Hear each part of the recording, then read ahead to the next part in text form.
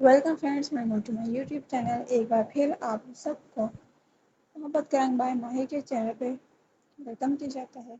आज हम अपने उर्दू नावल रूहे इश्क का एपिसोड 11 स्टार्ट करने जा रहे हैं। माही रूम में आकर मारिया को कहकर इसे अपने साथ डाइनिंग टेबल पर ले आई। माया ने बिना किसी सवाल जवाब के खाना खाया और सोने का कहकर उठ के चल दी। मारिया के जाने के बाद माही ने जल्दी जल्दी टेबल से बर्तन समेटे और शाल उठाकर गार्डन में आ गई, जहाँ सियाल इसका इंतजार कर रहा था।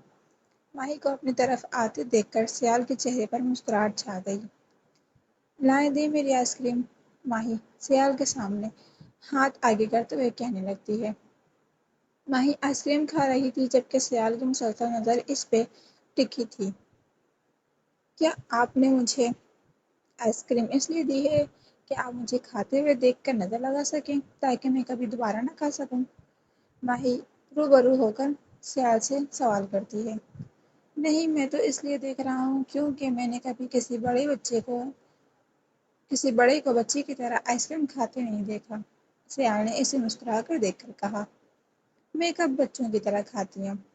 माही ने आइसक्रीम खाते हुए मासूमियत से पूछा। इधर आए, मैं बताता हूँ आपको। सियाल ने माही को खींचकर अपने करीब करते हुए कहा। माही भी इसके करीब होकर इसे देखने लगी। सियाल ने रुमाल निकालकर माही के होंठ के नीचे लगी आइसक्रीम साफ करके इसकी तरफ बढ़ा कर दिखाया। और ये तो कभी कभी लग जाती है सबके, इससे मैं बच्ची थोड़ी ना बन गई। माही ने रुमाल को नजरअंदाज करते हुए कंधे उचकाए और कहा। आपसे बातों में कोई नहीं जी सकता माही, हर सवाल का जवाब होता है आपके पास। सियाल ने मुस्कुराते हुए कहा। माशाल्लाह, माशाल्लाह से पता है अक्लमंद हूँ, माही ने अपना सर फख्र से ऊंचा करते हुए कहा। तो सियाल के पास इसकी बात पर मुस्कुराने के अलावा कुछ और चारा न था। सियाल ने माही के गिर्द अपने बाजू हाल करके इसे अपने और करीब किया तो वो भी इसके सीने से सर टिकाकर इसकी शर्ट के बटन पर उंगली फेरने लगी।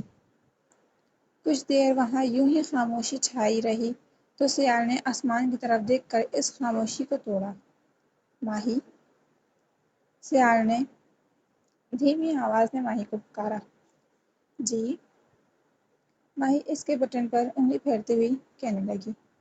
माही आज सियाल की गुर्बत में हर एहसास और बात का इकरार करना चाहती थी, जिसके लिए वो सियाल के पाकिस्तान आने के बाद से ही कोशिश कर रही थी, लेकिन मुनासिब वक्त का इंतजार कर रही थी। आपको याद है जब मैं आज से 4 साल पहले ऐसी ही एक अंधेरी और जाड़े की रात में इसी जगह आपके पास आया था और सियाल दूर कहीं आसमान में देखते हुए माही से कुछ कहते हुए रुका तो माही की उंगलियां इसकी शर्ट के बटन पर चलती हुई रुक गईं। इसी एक लम्हे में दोनों की आंखें पानी से भर गईं। माही के आंसू सियाल की शर्ट को भिगोने लगे, वहीं सियाल के आंसू माही की शाल में जज्ब हो रहे थे। सियाल ने माही को थोड़ी सी पकड़कर ऊपर किया, माही का चेहरा अपनी जानिब किया और सर हिलाकर इसे रोने से मना किया, लेकिन माही के आंसू में और रवानी आ गई तो माही ने अपना चेहरा दोबारा इसके सीने में छुपा लिया। सियाल ने इसे खुद से अलहदा करना चाहा, लेकिन माही ने सियाल को और मजबूत से पकड़ लिया। माही प्लीज चुप हो जाओ, सियाल ने माही के बालों को सहलाते हुए कहा। माही अपने आंसू साफ करती सियाल से अलग हुई तो सियाल को देखने लगी, जो इसे कुछ कहने या पूछने के लिए अल्फाज ढूंढ रहा था। माही, आप आज तो बता दें, आखिर मेरी कौन सी ऐसी खता पे आपने यूं ही बेरुखी इख्तियार किए बैठी हैं, और वो भी 4.5 सालों से? सियाल माही के चेहरे को देखते हुए इससे पूछने लगा, जबकि माही मुसलसल नफी में सर हिला रही थी। दोनों के चेहरे आंसू से तर थे और सियाल माही के हाथ थामे इससे अपने जवाब का तलबगार था। जब सियाल के बहुत पूछने पर भी माही खामोश रही, वहीं सियाल के आंसू भी रवानगी आ गई। माही, अब आपकी ये बेरुखी मुझसे बर्दाश्त नहीं होती माही। मैंने इन 4.5 सालों में हर एक लम्हा आपकी इस बेरुखी का बोझ बर्दाश्त किया है माही। अब और नहीं उठा सकता, इस बोझ को नहीं उठा सकता। اب اس بے رخی کو ختم کر دیں پلیز۔ ایسی کون سی خطا ہو گئی مجھ سے کہ آپ اپنے سیال کو اس جدائی کی راہ کو چن لیا ہے۔ سیال ماہی کے ہاتھ تھامے اس سے سب کچھ کہہ رہا تھا، جبکہ ماہی آنکھوں میں آنسو کو لیے سر جھکائے بیٹھی تھی۔ سیال کے بہت اصرار پہ جب ماہی نے نہ بولی تو سیال نے اس کے سامنے ہاتھ جوڑ کر اللہ کا واسطہ دینے لگا، تو ماہی نے اس کے ہاتھوں کو تھام کر ان پر اپنا چہرہ ٹکا دیا۔ کچھ دیر یوں ہی سر ٹکانے کے بعد ماہی نے اپنا سر اٹھایا اور اپنے آنسوؤں کو صاف کرنے کے بعد ہاتھ بڑھا کر سیال کے آنکھوں کو صاف کیا اور سیال کے قریب بڑھ کر ماہی نے اس کے سینے سے اپنا سر ٹکا لیا۔ سیال، معافی تو مجھے آپ سے مانگنی چاہیے، مجھے آپ پر اور آپ کے پیار پر یقین رکھنا چاہیے تھا۔ سیال ماہی کہتی کہتی ٹھہر گئی اور سر اٹھا کر سیال کو دیکھا تو اسے ہی دکھ رہا تھا، اور سر اٹھا کر سیال کو اس نے دیکھا تو وہ سیال اس کو ہی دیکھ رہا تھا۔ پھر اپنا چہرہ جھکا لیا۔ اس سے پہلے ماہی کچھ کہتی تو سیال نے انگلی رکھ کر اسے چپ کروا دیا اور خود اس سے مخاطب ہوا۔ ماہی، 4.5 سال بہت لمبا عرصہ ہوتا ہے، اس میں کوئی بھی ایسا دن اور لمحہ نہیں گیا جس میں مجھے آپ یاد نہ آئی ہو۔ سیال اپنی بات مکمل کرتا اس سے پہلے ماہی نے اپنا ہاتھ اس کے منہ پر رکھ کر نفی میں سر ہلاتی رہی۔ سیال، میں یہ سب نہیں سن سکتی، مجھ سے بہتر آپ کے دل کے حال اور کوئی نہیں جان سکتا۔ ماہی کی آنکھیں اب پھر آنسوؤں سے بھر چکی تھیں اور وہ دوبارہ اپنی بات جاری رکھتی۔ سیال نے اس کے آنسوؤں کو صاف کیا اور سر پہ بوسہ دیا، جبکہ ماہی سیال کو دیکھ رہی تھی جس نے ہر بات کو اب یہیں ختم کر دیا تھا، جیسے کہ وہ اسے اپنے سامنے جھکتا ہوا دیکھ نہ سکتا ہو۔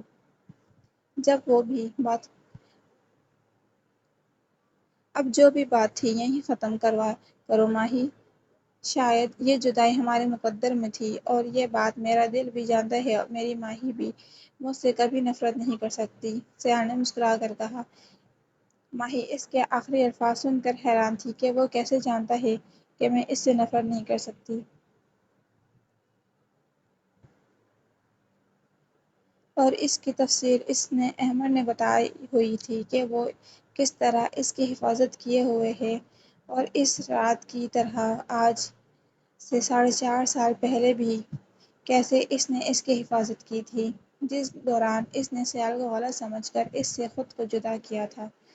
ماہی، سیال نے اسے پکارا، جس سے وہ حال میں واپس آ گئی۔ جی جی، ماہی نے اس کے پکارنے پہ کہا۔ کہاں کھو گئی تھیں آپ؟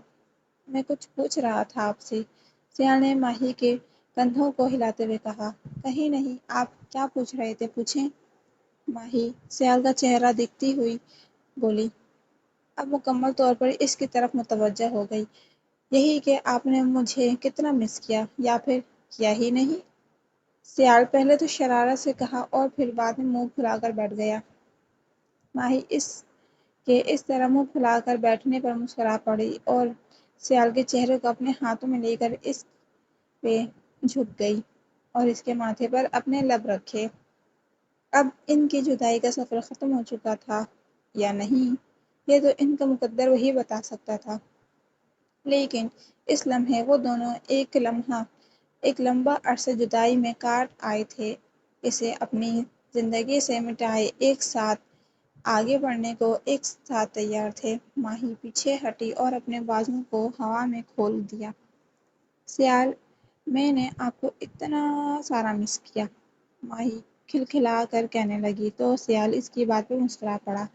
ماہی اب پرسکون ہو کر اسے دیکھنے لگی تو سیال نے اسے بازو سے پکڑ کر دوبارہ اپنے ساتھ بٹھا لیا۔ کچھ ہی دیر وہ دونوں خاموش رہے، پھر سیال اس کے ماتھے کو چوم کر جانے کے لیے اٹھ کھڑا ہوا تو ماہی اس کا بازو تھامے گیٹ تک چھوڑنے چلی گئی۔ سیال اس کے چہرے پہ ہاتھ پھیر کر خدا حافظ کہتا وہاں سے چلا گیا تو ماہی بھی خوش ہوتی گھر کے اندر واپس آ گئی۔ جب ماہی روم میں آئی تو ماریہ سو چکی تھی، لیکن ماہی کی آنکھوں سے نیند اب کوسوں دور تھی۔ اس کا بس چلتا تو وہ سیال کے ساتھ رات بھر بات کرتی، اسے ان 4 سالوں میں ہونے والی ہر ایک بات بتاتی۔ اور وہاں یہی حال سیال کا تھا۔ وہ گھر پہنچتے ہی روم میں جا کر بیڈ پہ اطمینان سے لیٹ گیا، کیونکہ اس کا صدیوں کا انتظار ختم ہو چکا تھا۔ اب نئی قسط۔ شازیہ بیگم اپنے حسن جمال کے ساتھ گہری اور بڑی کالی آنکھوں سے سب پہ قیامت ڈھانے کے ساتھ اپنے رقص میں بھی سب پر بے حد غضب ڈھانے والی عورت ہے۔ رقص ایسا کہ سب اس کے ساتھ جھوم جائیں اور آنکھیں ایسی کہ سب اس کے نشے میں بہک جائیں۔ ہر مرد اس کی ایک جھلک پہ اپنا دل ہار بیٹھے۔ شازیہ بیگم مشہور طوائف ہونے کے ساتھ ایک بیٹی کی ماں بھی ہے، لیکن اپنی بیٹی کو اس نے خود سے دور لاہور میں پڑھنے کے لیے بھیجا ہوا ہے، لیکن وہ اپنی بیٹی کو چھٹیوں میں اپنے پاس بلا کر خوب اس سے ناز و نخرے اٹھاتی ہے۔ شازیہ بیگم کی طرح اس کی بیٹی بے حد خوبصورتی کی مالک ہے۔ اسے اپنی ماں جیسی دلکش حسین چہرے کے ساتھ وہ کسی کو بھی گھائل کرنے کا ہنر رکھتی ہے۔ شازیہ بیگم 12 سال کی تھی جب اس کے باپ نے اپنی مرحومہ بیوی کی آخری نشانی ایک جوئے میں ہار دی، جس کے پاس وہ 12 سال کی معصوم بچی گئی۔ اس نے اسے فیصل آباد لے جا کر ایک کوٹھی کی مالکن کو بیچ دیا اور پیسے لے کر اور اس معصوم بچی کو وہیں چھوڑ کر آ گیا۔ موہے کم بخت کمینے پتہ نہیں کہاں سے ان معصوم سی بچیوں کو اٹھا لاتے ہیں اور اس عذاب میں جھونک جاتے ہیں۔ اللہ ان جیسوں پر ان قہر نازل کیوں نہیں کرتا۔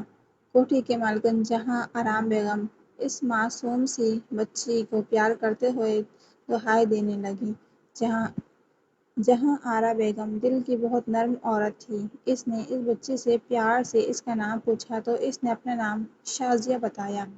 انہوں نے اس بچی کو کوٹھی کے سارے کام سمجھائے اور ساتھ میں اسے ڈانس سیکھنے پر بھی لگایا۔ وقت پر لگائے اڑتا گیا تو شازیہ 18 برس کی ہو گئی۔ ان 6 سالوں میں وہ اب جوان ہو چکی تھی اور بے حد خوبصورت بھی۔ وہاں کا ہر طور طریقہ وہ جان چکی تھی، کس طرح ایک مرد کو اپنی اداؤں سے رجھانا ہے اور کیسے انہیں کام میں لانا ہے اور اپنا دیوانہ بنانا ہے اور سب کچھ۔ آج اس کا پہلا رقص تھا جس کے لیے وہ پچھلے کئی دنوں سے تیاری کر رہی تھی۔ پہلے ہی رقص سے اسے بڑی شہرت ملی۔ اس طرح ایک سال گزر گیا۔ شازیہ بیگم اپنی خوبصورتی کی وجہ سے بے حد مغرور تھی۔ سب کو وہ کم تر سمجھتی تھی۔ ایک دن اس کا رقص دیکھنے کچھ گھروں کے لڑکے آئے، جس میں سے ایک لڑکے کا اس پر اور شازیہ بیگم کا اس پر دل آ گیا۔ رقص کے بعد وہ لڑکا وہیں ٹھہر گیا، جس سے یہ ہوا کہ شازیہ بیگم اس کو اپنے کمرے میں لے گئی۔ کچھ دیر باتوں کے بعد وہ دونوں ایک دوسرے میں کھو گئے۔ جب شازیہ بیگم کی آنکھ کھلی، وہ لڑکا کا وہاں بہت سی رقم رکھے جا چکا تھا۔ شازیہ بیگم جو اس دن کے بعد مردوں کی محبت پر سے اعتبار اٹھ گیا۔ کچھ ماہ بعد اس کے ہاں ایک بیٹی ہوئی، جو اپنی ماں کی طرح تب کے نقش اور بڑی کالی آنکھوں کی مالک تھی اور اس کی طرح مغرور بھی۔ شازیہ بیگم نے اس کا نام ریشم رکھا اور جب وہ 10 سال کی ہو گئی تو اسے ہاسٹل پڑھنے کے لیے بھیج دیا۔ ماں کے لاڈ پیار سے اس نے اسے اور بھی بیکار بنا دیا تھا۔ اسٹڈی کے لیے یونی میں آئی تو سب کو جوتی کی نوک پر رکھتی۔ ایک دن وہ جب وہاں کی کچھ لڑکیاں غلطی سے اس کے ٹیبل پر آ کر بیٹھ گئیں تو اس نے ان کے ساتھ بھی برا رویہ پیش کیا، جبکہ ایک لڑکی نے اس کے رویے پہ اسے تھپڑ رسید کیا اور ساتھ میں اسے یونی سے بھی ایک ماہ کے لیے نکلوا دیا۔ اس واقعے نے ریشم کو اندر سے تہس و نہس کر دیا تھا۔ اب وہ اپنی اس انسلٹ کا بدلہ لینے کے لیے عروج تک جا پہنچی تھی۔ اب اسے صرف صحیح وقت کا انتظار تھا۔ بدلے کی آگ اسے اندر سے جلا رہی تھی، لیکن جب موقع ملا تب اس کو اس کے کچھ دوست وہاں سے لے گئے۔ اس چیز نے ریشم کی آگ کو اور بھڑکا دیا۔ اب اس کے صرف ایک اور موقع کی تلاش تھی۔